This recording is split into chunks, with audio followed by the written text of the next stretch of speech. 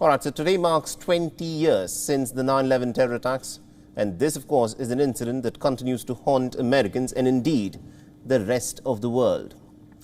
Now, ahead of the 20th anniversary of the 9/11 attacks, US President Joe Biden remembered the victims of 9/11. Biden said that unity is, of course, America's greatest strength. Listen in to what the American president had to say. To the families of the 2,977 people from more than 90 nations killed on September 11th, 2001 in New York City, Arlington, Virginia, and Shanksville, Pennsylvania, and the 1,000 more who were injured. America and the world commemorate you and your loved ones, the pieces of your soul.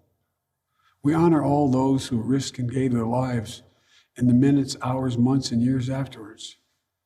The firefighters, police officers, EMTs and construction workers, and doctors and nurses, faith leaders, service members, veterans, and all of the everyday people who gave their all to rescue, recover, and rebuild. Now remember, on that fateful day, nearly about 3,000 people were killed, including more than 2,600 people who were at the World Trade Center in New York, after the hijackers managed to seize control of these commercial planes and then used them to attack the World Trade Center's Twin Towers and also the Pentagon just outside of Washington. Now, Biden, interestingly, has vowed to keep hunting down terrorists who pose a threat to U.S. security. The U.S. president has also acknowledged and condemned the sharp rise in the violence against the Muslim population in America in the aftermath of 9/11. The days that followed September 11th, 2001, we saw heroism everywhere, in places expected and unexpected. We also saw something all too rare, a true sense of national unity. Unity and resilience, the capacity to recover and repair in the face of trauma, unity and service, the 9/11 generation stepping up to serve and protect in the face of terror, to get those terrorists who were responsible, to show everyone seeking to do harm to America that we will hunt you down and we will make you pay. That will never stop, today, tomorrow, ever, from protecting America. Yet we also witness the darker forces of human nature, fear and anger, resentment and violence against Muslim Americans, true and faithful followers of a peaceful religion. All right, so that was American President Joe Biden there reflecting back for the 20 years since the 9/11 terror attacks, and also to give us more insights in terms of how the Americans are looking the 20 years since the 9/11 terror attacks. We're joined in by Mr. Stephen Golub, who's an international affairs expert. He's joining us live from the United States of America. Mr. Golub, thank you very much indeed for joining us in this broadcast and beyond. So it's 20 years since the fateful day of 9/11. Many people say that this is in fact redefined the times that we live in. How is the United States looking back at the 20 years since? Well, with sadness in many ways. You know, at the time of the attack, I recall, planes were grounded for about a week, and one of our favorite national songwriters, and in some ways almost a spokesperson, a singer named Bruce Springsteen, wrote a song called Empty Sky, in which he was talking not just about the sky being empty of planes, but our faith being robbed from us, our faith in our religion, in our God, whoever we worshipped, in our well-being and in humanity. In many ways, we bounced back after that. There was a sense of unity about going after the terrorists, about defending democracy. But now we look back 20 years later. Obviously, Afghanistan is foremost in many people's minds. But it's not just Afghanistan. You know, the attack by Al-Qaeda on the U.S. was an attack on democracy. It was an attack on people, on tolerance. It was an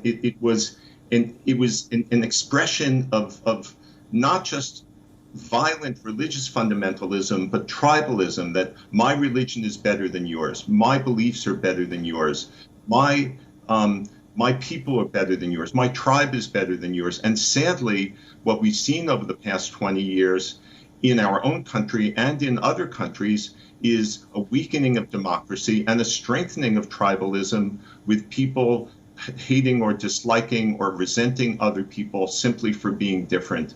So we're certainly not in the same despairing mood that we were in on that horrible day 20 years ago, but there is some sadness looking back at what's happened since then, not just because of those attacks, also because of economic harm, such as the crash of 2008 and the way social media affects us, et cetera, et cetera.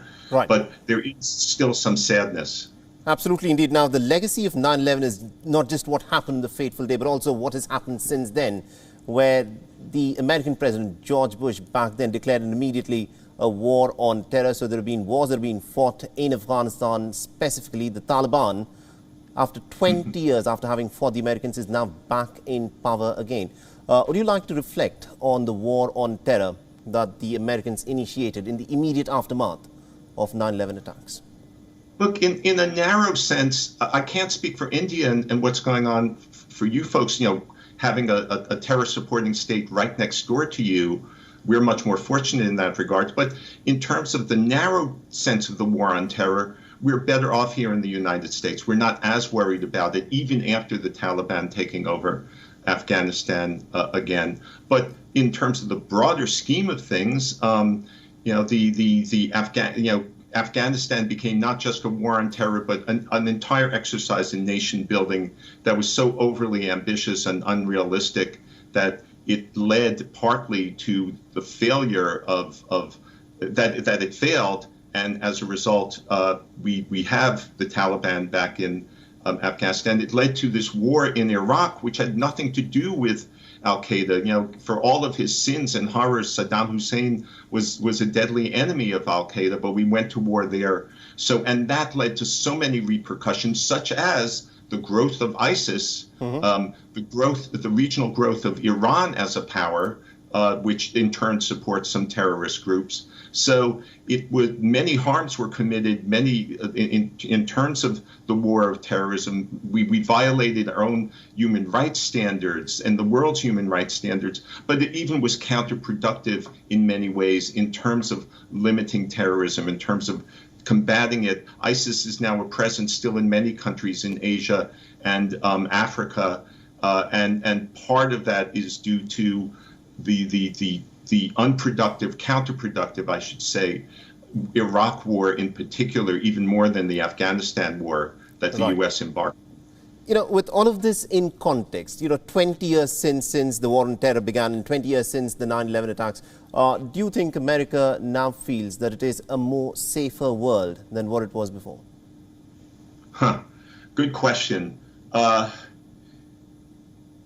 Again, in a narrow sense, perhaps we're not worried or panicked about terrorism the way we were right after 9/11. However, and now I'm going to still be narrow in terms of how America sees things. We've got growth of domestic terrorism here, in terms of some attacks that have taken place, not on the same scale as 9/11 certainly, but domestic groups that are well armed, that resent democracy, that are prepared to take up arms, and as witnessed by what took place when our Capitol building, where our Congress meets, was seized on January 6th, egged on by the former president of the United States and some of his allies. So in terms of Islamic terrorism, yes, perhaps safer. In terms of a threat to our way of life that's homegrown, that's worse than ever.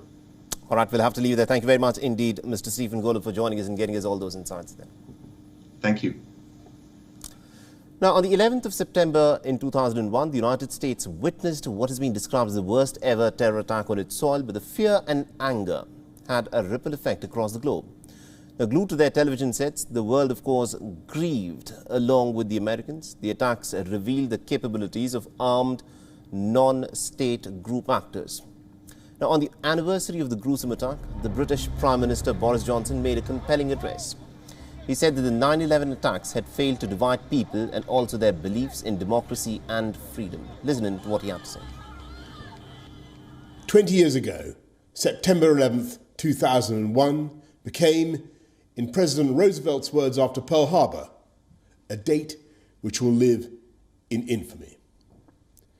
On a crystal clear morning, terrorists attacked the United States with the simple goal of killing or maiming as many human beings as possible. And by inflicting such bloodshed in the world's greatest democracy, they tried to destroy the faith of free peoples everywhere, in the open societies which terrorists despise and which we cherish.